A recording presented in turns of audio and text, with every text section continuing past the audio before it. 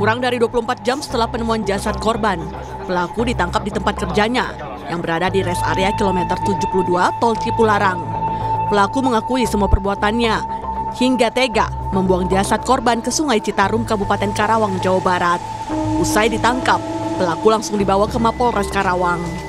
Dari hasil pemeriksaan, polisi mengungkap dugaan sementara pelaku ingin menguasai harta korban. Sebelumnya, korban diketahui mendatangi rumah pelaku yang merupakan atasannya. Sebelum menguasai hartanya, korban sempat mengalami kekerasan seksual dan dianiaya hingga meninggal dunia. Mereka kontak, mereka chat-chatan, disepakati akhirnya bertemu di rumahnya tersangka yang ada, si pelaku yang ada di Purwakarta.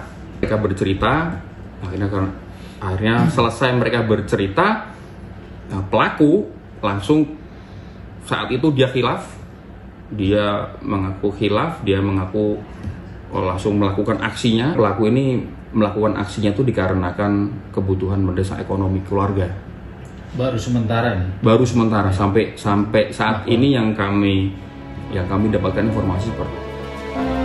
Satreskrim Polres Purwakarta gelar olah TKP kasus pembunuhan dan pemerkosaan terhadap karyawan minimarket oleh atasannya yang jasadnya ditemukan di Sungai Citarum, Kelari, Karawang. Sejumlah saksi juga diperiksa. Di rumah pelaku di Cibatu, Purwakarta, polisi menyita 6 barang bukti. Polisi menemukan barang bukti milik korban yang dibakar pelaku. Di luar rumah, polisi juga menemukan jas hujan korban. Sementara di dalam rumah, polisi menemukan sejumlah barang bukti lain yang diduga digunakan pelaku untuk membuang korban ke Sungai Citarum. Kami menemukan hasil olah TKP menemukan 6 barang bukti, di mana barang bukti tersebut merupakan barang bukti yang digunakan oleh terduga pelaku untuk melakukan perbuatannya, dan menemukan beberapa barang bukti milik korban, baik itu yang sudah dibakar untuk dihilangkan jejak oleh terduga pelaku, maupun barang bukti yang merupakan masih milik pelaku yang berada di sekitar TKP. Garis polisi telah terpasang di rumah pelaku di Purwakarta, Jawa Barat. Di lokasi ini, diduga pelaku tega menganiaya korban hingga meninggal dunia dan jasadnya dibuang ke aliran Sungai Citarum. Kepala desa setempat mengatakan polisi menangkap 2 warganya, salah satunya yang diduga turut membantu pelaku.